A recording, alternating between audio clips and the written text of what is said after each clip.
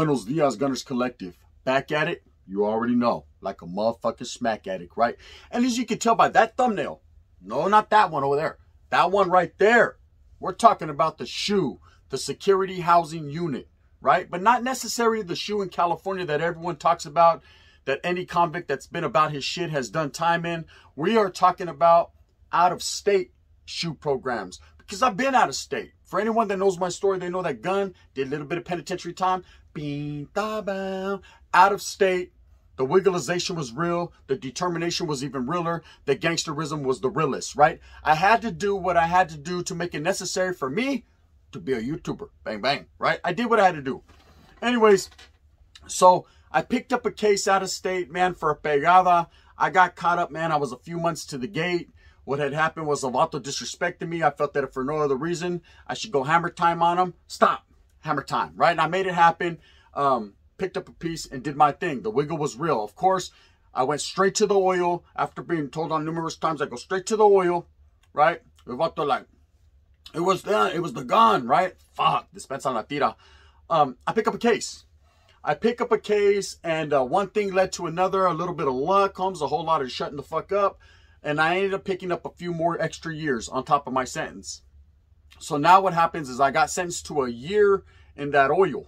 You know, I went in front of the board, the committee, whoever you have to see, and they're like, you're going to sit your ass down right here in this oil for a nice solid year flat. So I did me a year in that oil, and then they had gave me a S.H.U program, right? And I was wondering, where am I going? Where do I go? Where do I go? And they said, we got somewhere for you to go. And they took me to a S.H.U program, which was in a different prison. So as soon as that year was up, on the day of the year, my anniversary, so I was scared. I'm thinking, hey, they're going to let me out to the linea. Maybe they forgot. Nah, sorry. You're not lucky, buddy. They never forget. They came, shackled me up, threw me my jumpsuit, throw that on. It's time to roll. And I remember they put me on this Grey Goose, and there were 7 other individuals on there. There was a few Gavas, a few Woods, a couple Africanos, a couple more Chicanos. One was a Southsider, and the other one was just a Paisa. So they put us on. Of course, no one's really talking because everyone got the butterflies in their stomach, at least the ones that have never been to a S.H.U program. And the other ones are kind of like, this is the next step into our journey. Let's do it in a menudo style, a direct fashion. The wiggle was real. Come on, right? And in that fashion. So, of course, it's about an hour-and-a-half long bus ride, and they get us to where we need to go. And just like that movie Felon, you know, if you've seen that movie Felon, then you know what I'm talking about. If you haven't, tap in. It's a good movie, one of my favorites. I like it. It's accurate. It's on. You roll up to the back of this prison, and there's a goon squad out there. For anyone that doesn't know what the goon squad consists of, it consists of a whole bunch of big old white fucking Gava fucking CEOs that are going to beat you up if you act funny. Straight up, you know. A couple Africanos in the mix just for BLM sakes. But Vatos are right there. And, of course, we get off, face to the wall. They unshackle us, and they strip search us, not inside the building, but right there, where everyone could see our birthday suit. So it's good. Hey, look, watch out. You got a pimp on his ass. And in that fashion, right? They're strip searching us right there. Of course, they give us our ropa, tell us line it up, and take us in like some cattle. So we go into this R&R type style building. They put us in this big cage, and, of course, it's time for all of us to do what we have to do. So we all dress out, we get ready, it's on and cracking. Now it's time for them to take us up to the building, for them to take us up so we can do our tiempo. And the makeup of this place is, it's all in different levels, right? It's different levels. Each level, it's a program, the S.H.U is. So each level, as you advance through this, doing your time, you advance up the building. So I remember it's taking us to the bottom floor of this building. Of course, I think 3rd or 4th row was death row. The 3rd or 4th level was death row, which I wasn't trying to see that on no level. I was trying to skip, you know what I mean? Boop, boop. Trying to go ahead of that, which I did. But they take me on the bottom row, and the makeup of this is, the model is just after Pelican Bay S.H.U. You know, there's 2 tier, basically 1 tier on the bottom, 1 tier on top. I think it's 8 cells on top, 8 cells on bottom, and there's a control tower that can see everybody. You got mesh screen, is the reason why I wear these lenses. Fuck my eyes up. You got a mesh screen in front of your cell, old school bars, and there you go. Once you're in there, and be there, or be square in there. It doesn't matter, and in that fashion, bye-bye, bang, bang. So I remember getting in there, and immediately when I got in there, I'm thinking, the only thing going through my mental was, watch, I made it. Dun, dun, dun, dun, I was lightweight happy because I finally got out of the oil. I progressed to another stage, somewhere getting closer to getting back on that linea and getting back out to the calles. But not only that, it was different. You know, I felt like I achieved something in my gangster life, right? When you get to this next level, it's funny the way the thinking behind ex-convicts or the thinking behind gang members is not an advancement to getting to the streets or an advancement to being a righteous person. It's the advancement in the gangster life. Also, this is another thing on my record, another thing in my motherfucking chrono, so I can show everyone that I've been here and done that. You know, that was my mentality at that time. It was childish ways, childish thinking. I wasn't thinking like a man. I was thinking like someone that thought he was a man. So anyways, I get in this place, and like I said, there's one concrete slab. That's my bunk. You don't get cellies in this place. Charlie, you ain't going to have that action. It's going to be you and you only. You're going to reflect and do your time in that S.H.U, that security housing unit. And quietly as it's kept, you ain't got nothing coming.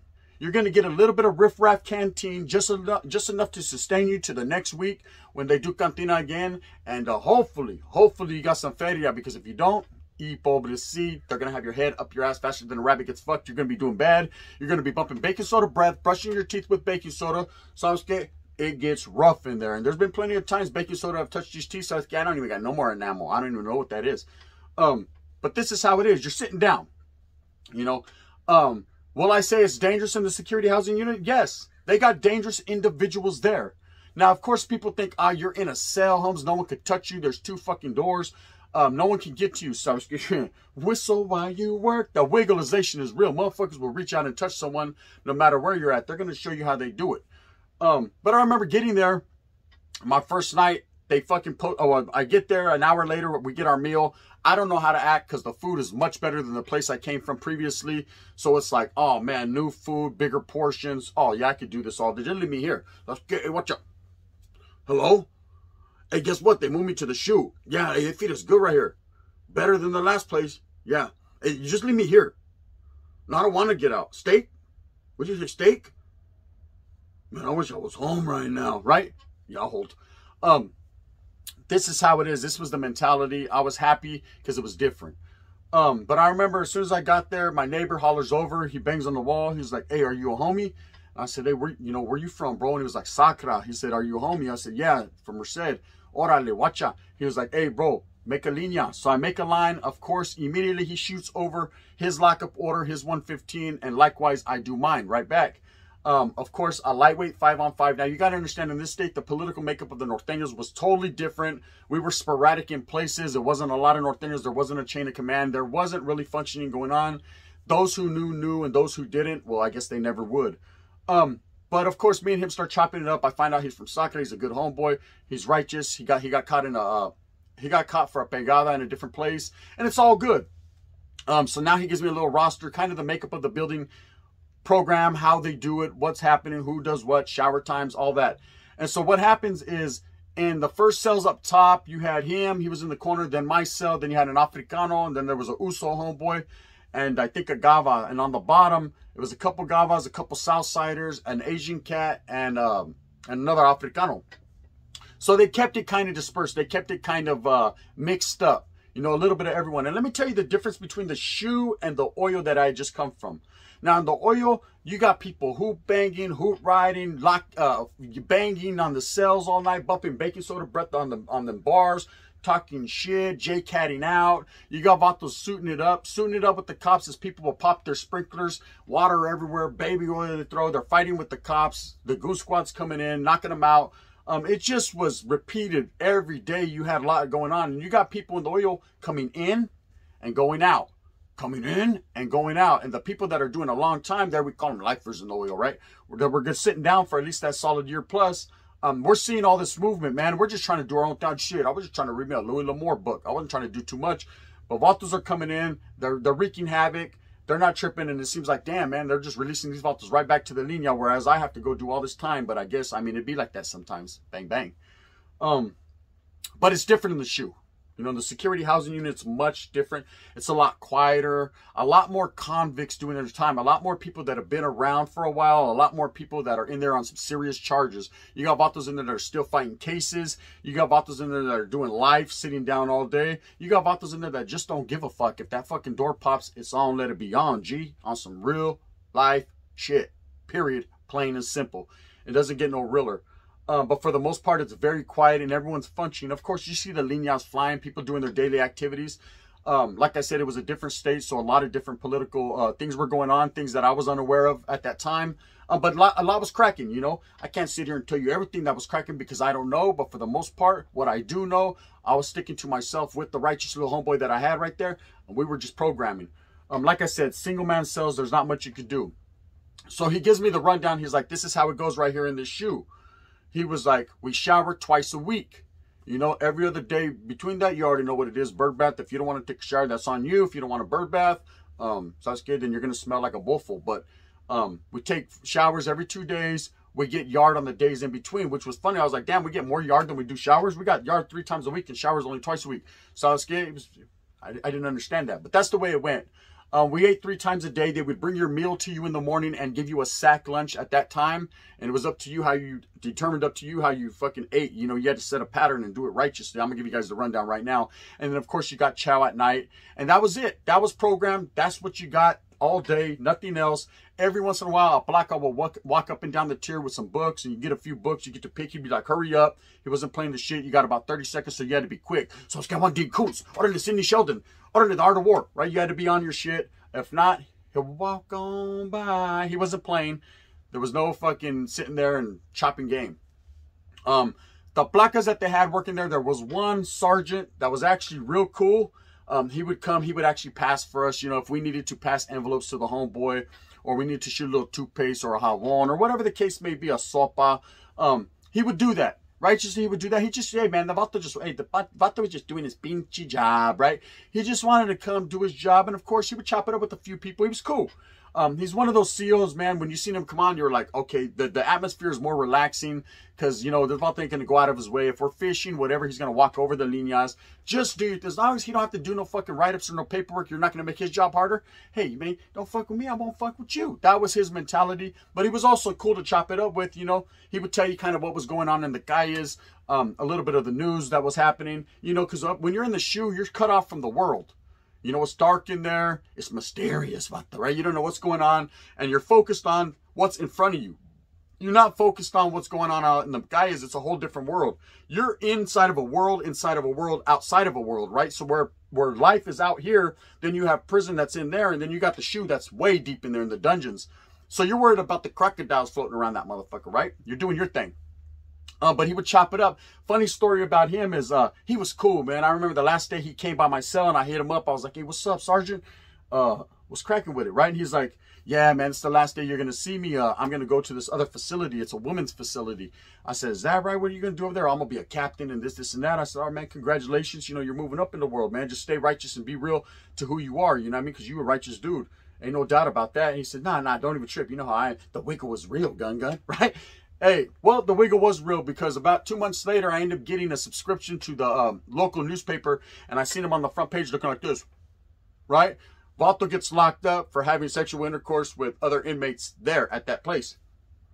Bang, bang. I guess the wiggleization was very real for him.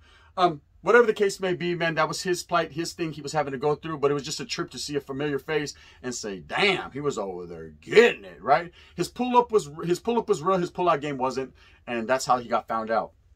Anyway, so there was a lot of different things that happened in the S.H.U. You know, I seen a lot of incidences where the placas would crack doors on accident. You know, in shower time, what they would do is they usually would have 2 officers come.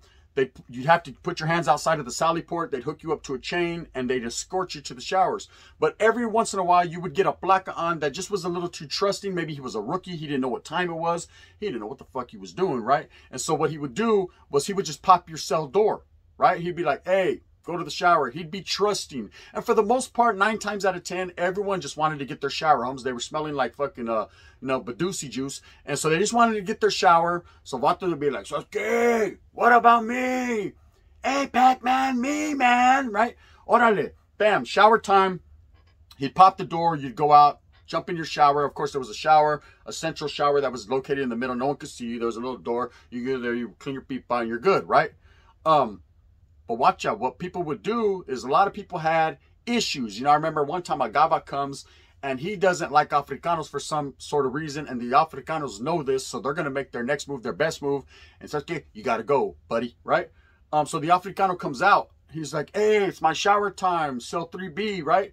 And the black guy's like, hold your horse, dude. What the? He's like, damn, I'm holding it. Watch out, right? So, bam, they open his door. He goes to shower. We're not even really paying attention. Next thing you know, we hear a lot of commotion. So what happened was the vato was slick. He went, stood in the shower for a long time, right? The placa wasn't paying attention, and the placa got sidetracked because you got to understand this control unit is in the middle, and you got different wings. So he's controlling other blocks. It's not just this one block. We're in this block, but there's other blocks on this floor. Then there's another floor with other blocks, and so on and so forth.